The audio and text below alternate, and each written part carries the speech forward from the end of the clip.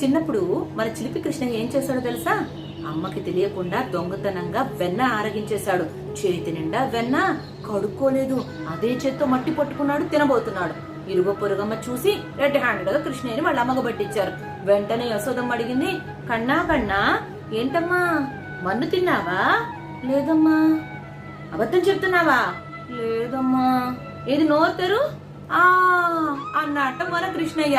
చూడండి, ఇది పట్టుకొని ఆ ఇంగ్లీషోడు Johnny Johnny yes papa, eating sugar no papa, telling lies no papa, open your mouth అంటే మనమేమో మన తేనెలూరే తెలుగు పాటలని వదిలిపెట్టి అరువు తెచ్చుకున్న ఇంగ్లీషు వాడి పద్యాలని పాడుకుంటున్నాం రైమ్స్ పేరు మీదుగా. పొరుగింటి పుల్లకూర రుచి అన్నట్లుగా. అందుకే ఇప్పటి నుంచైనా తెలుగుకి తెగులు పట్టించకుండా తేనెలూరే తేట తెలుగులో చక్కగా ఈ పద్యాన్ని నేర్పించిద్దాం. అడిగాను రామానుజ.